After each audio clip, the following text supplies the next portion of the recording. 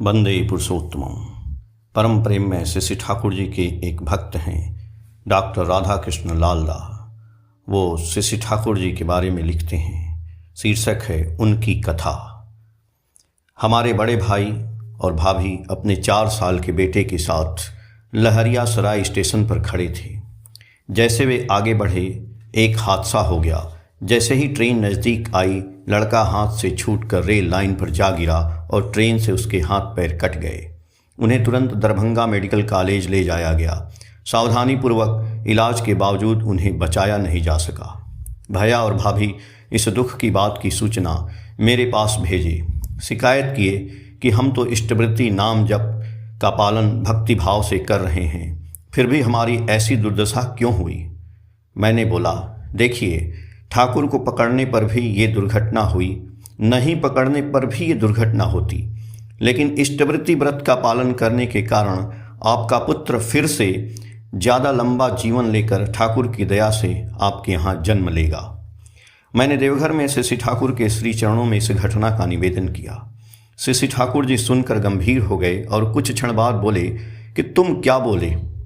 मैंने जैसे अपने बड़े भाई को पहले जो बोला था वो बात ठाकुर जी को बतलाई।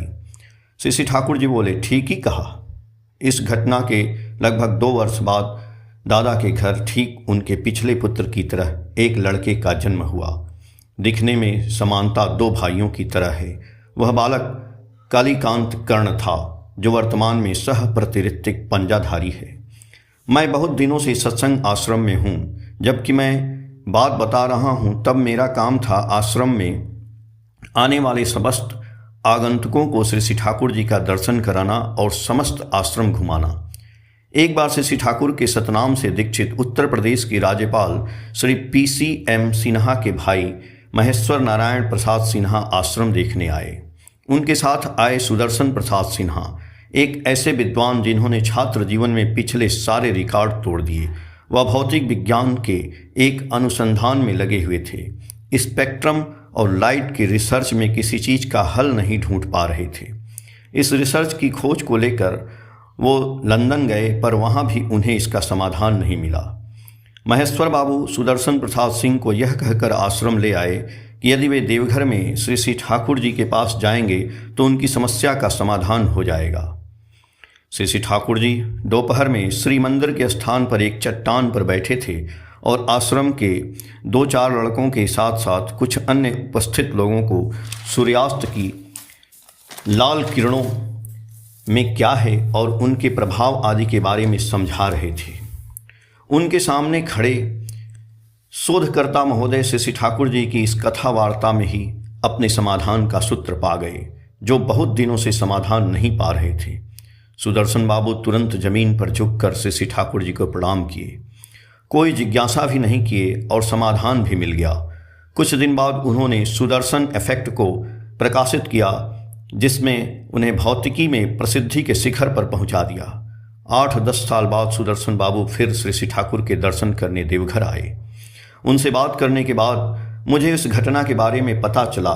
मैं उन्हें श्री ठाकुर के पास ले गया और उनका परिचय कराया और विस्तार पूर्वक 10 वर्ष पूर्व की घटना सुनाई।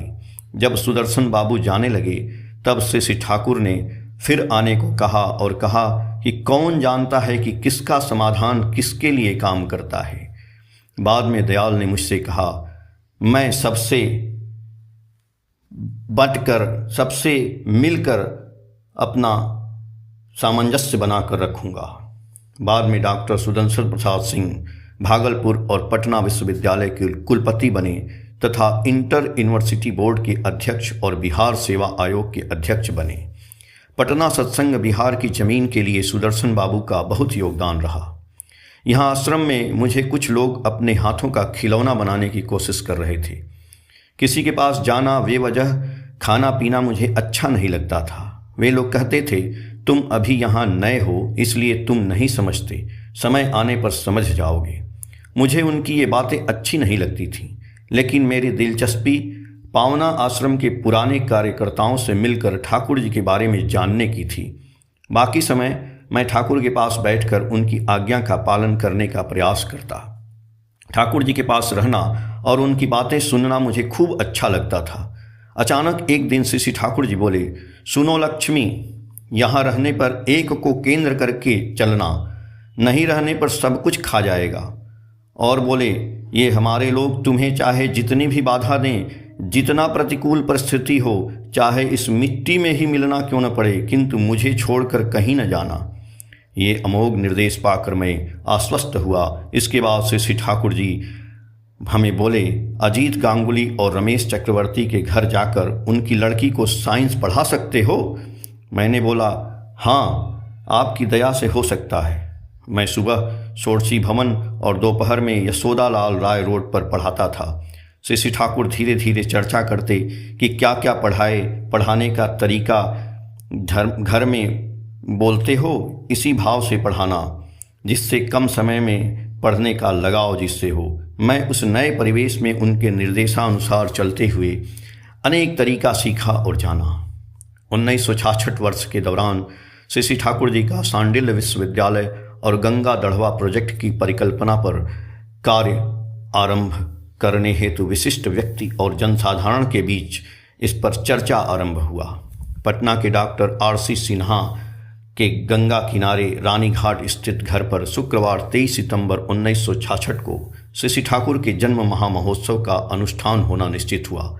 श्री ठाकुर जी खूब खुश हुए, आशीर्वाद दिए और उत्सव में योगदान करने के लिए देवघर से श्रद्धेय ननी गोपाल चक्रवर्ती और शैलेंद्रनाथ भट्टाचार्य के साथ हमको भी भेजे। विश्वविद्यालय के निर्माण और गंगा दढ़वा के लिए बिहार सरकार को बिहार के करोड़ों लोगों से अर्घ लिया गया, जो बिहार की जनता का भागीरथी प्रयास था। गंगा दढ़वा योजना के लिए एकत्रित धन को पटना उच्च न्यायालय के अधिवक्ता हेमंत कुमार बनर्जी के पास जमा करने का आदेश दिया गया। आश्रम में एक समय गंगा दढ़वा प्रोजेक्ट पर चर्चा चल रहा था। तभी एक गुरु भाई ने अपनी लड़की की शादी के आशीर्वाद के लिए लड़का और लड़की का फोटो दिखाया। श्री ठाकुर को दिखाने के बाद श्री ठाकुर जी आशीर्वाद में बोले, भालो, लड़की का विवाह करना और गंगा दढ़वा प्रोजेक्ट के लिए कुछ करोगे तो? लेकिन वो समझे कि ठाकुर जी फोटो नहीं देखे और तुरंत आशीर्वाद दे दिए। तो वो आदमी ने फिर से निवेदन किया। श्री ठाकुर उसकी बात सुनकर बोले, बोल तो दिया, तुम्हारे लड़की का नाम ये है न, लड़के का नाम तो ये है न, और तुम दरभंगा में रहते हो न। श्री ठाकुर की ये बात सुनकर वो आदमी और मैं आश्चर्यचकित हो गया। इसीलिए वो दृष्टा पुरुष हैं, सब समय जीवंत और जागृत हैं, उनके लिए कुछ भी अनजान नहीं है। 23 सितंबर सन 1968 वर्ष के दौरान हेमंत कुमार बनर्जी और मैं गंगा दढ़वा प्रोजेक्ट हेतु अर्घ संग्रह करने के लिए रांची जाने के लिए श्री ठाकुर के पास निवेदन करने गए। वो उस समय पार्लर के दक्षिण तरफ बड़े घर में उत्तर की तरफ अपने सफ़ेद बिछावन पर बैठकर गड़गड़ा द्वारा तंबाकू सेवन कर रहे थे। प्रणाम करने पर बाईं तरफ रखे बेंच पर बैठने के लिए ठाकुर जी संकेत किए। हेमंत दा बेंच पर बैठ गए, मैं जमीन पर बैठ गया। बेंच पर बैठने के लिए ठाकुर 2-3 बार संकेत किए। संकोच के कारण मैं बेंच पर नहीं बैठा। श्री ठाकुर फिर से कहने के लिए हेमंत दा के पास गए और बेंच पर बैठ गए। हेमंत दा ने श्री ठाकुर के चरणों में प्रार्थना की कि मैं और राधा कृष्ण कुछ अन्य लोगों के साथ बिहार के लगभग 17 जिलों में 1 महीने में 2-3 बार दौरा करेंगे और गंगा से संबंधित मुद्दे के बारे में लोगों को जानकारी देंगे, और वे उपखंड या थाना स्तर पर भी सभी लोगों को प्रेरित करेंगे। इसके लिए आपका आशीर्वाद और अनुमति चाहते हैं। श्री ठाकुर का चेहरा खिल उठा।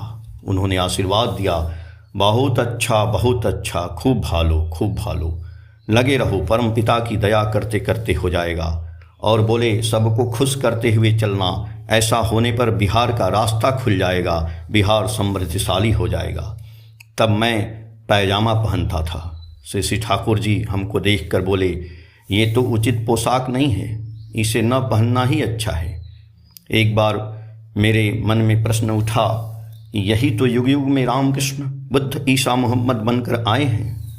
श्री ठाकुर जी मेरे मन की बात जानकर बोले, जानते हो मुसलमान कब हुए थे? मोहम्मद के बाद, क्रिश्चियन ईसा के बाद, बौद्ध बुद्ध के बाद, उनके पहले कौन था?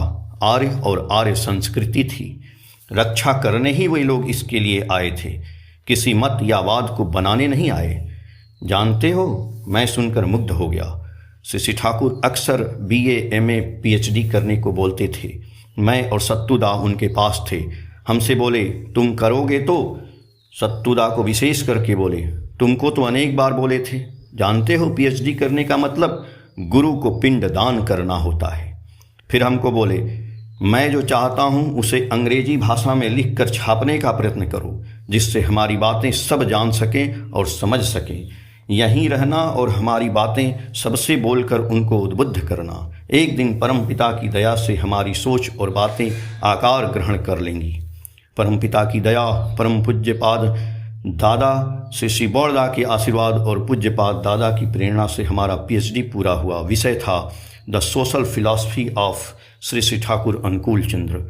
उनकी दया से सब होने के बाद मैं आश्रम आ गया। 1968 वर्ष के नवंबर की एक घटना। श्री ठाकुर पार्लर में बैठे थे। तब अक्सर ठाकुर जी 3 सेल के टार्च द्वारा आईने में अपने दांत और मुख को देखते थे। एक छोटी स्टेनलेस स्टील की टार्च उनके काम के लिए अच्छी हो सकती है, ऐसा सोचकर काठमांडू से श्री ठाकुर जी के लिए एक जापानी कलम और टार्च मैं लेकर के आया, जो बहुत हल्का और तेज प्रकाश करता था। श्री ठाकुर को अर्पित करने पर उन्होंने अपने हाथों से स्वीकार किया। समीप ही पूज्यपाद काजलदा, बंकिमदा, परिदा, सरोजनी माँ आदि उपस्थित थे। आईना लाया गया। ठाकुर जी ने अपने दांत और मुख देखकर कहा, बहुत अच्छा किया। काजलदा अपने चिकित्सा के प्रयोजन हेतु कलम और टार्च चाहते थे, लेकिन श्री ठाकुर ने कहा, नहीं, इसे मेरे पास रखो। उन्होंने उसे अपने तकिए के नीचे रख दिया। मुझे प्यार से देखते हुए बोले, जा साला, तुम्हारा सनी टनी चला गया। टार्च अभी भी मेरी स्मृति में संग्रहित है। टार्च को देखकर वह याद जग जाती है और हृदय आनंद से भर जाता है। उस घटना के 2-3 दिन बाद अचानक श्री ठाकुर ने कहा, गुरु गृह और माता पिता के पास खाली हाथ नहीं जाना चाहिए, कम से कम एक आलू ही तो ले जाओ। आश्रम की एक और घटना। श्री बड़मा धीरेंद्र को एक बहुत ही कीमती कैमरा दी थी और हमें आशीर्वाद किया कि तुम उन्हें फ़ोटो खींचना, फिल्म बनाना और फ़ोटो बनाना सब सिखा देना। उनकी दया से इस कार्य के लिए मैं तत्काल लग गया। मैं देवघर बाजार से photo film, chemical photo paper लेकर आया और धीरेंद्र को फ़ोटोग्राफिक फिल्म की धुलाई और कॉन्टैक्ट प्रिंटिंग सिखाई। श्री ठाकुर और श्री बड़मा बहुत प्रसन्न हुए। बड़ा प्रिंट बनाने के लिए एनलार्जर मशीन की ज़रूरत होती है। मैंने आश्रम की खराद मशीन का उपयोग करके और अन्य चीज़ों को जोड़कर अपने कैमरे के लेंस को जोड़कर एनलार्जर मशीन बनाई, जिससे ब्लैक एंड वाइट और रंगीन तस्वीरों को बड़ा किया जा सका। एक डार्क रूम की ज़रूरत थी। ठाकुरबाड़ी में परम पूज्यपाद और श्री बौड़दा के प्रयोग के लिए एक बाथरूम था और वह स्थान अंधेरे के रूप में प्रयोग किया जाता था। कुछ दिन सीखने के बाद धीरेंद्र बड़, छोटा, रंगीन और ब्लैक एंड वाइट सब फोटो बनाना सीख लिए। श्री ठाकुर खूब खुश होकर बोले, फोटो क्या और बड़ा नहीं हो सकता? तब कलकत्ता से बड़ी साइज का ट्रे, केमिकल और फोटो प्रिंटिंग पेपर और रोल लाया गया। सब साइज का फ़ोटो प्रिंट करके श्री ठाकुर को दिखाया गया। यह देखकर श्री ठाकुर खूब खुश होकर बोले, यह लड़का बहुत अच्छा है। उनके बोलते ही मेरा जीवन सार्थक हो गया। एक समय मैंने श्री ठाकुर के पास निवेदन किया कि मेरे पास कोई विद्या बुद्धि नहीं है, कुछ बोलने हेतु भाव और भाषा भी नहीं आता। हमारी बात सुनकर श्री ठाकुर बोले, घबराते क्यों हो? उनका आशीर्वाद ही मेरा एकमात्र संसाधन है। तब से मैं उनकी कृपा से जिस भी स्थिति में था बाहर आ गया। मुझे वास्तव में लगता है कि यह उनकी कृपा से संभव है। सातपथ कथा से जय गुरु।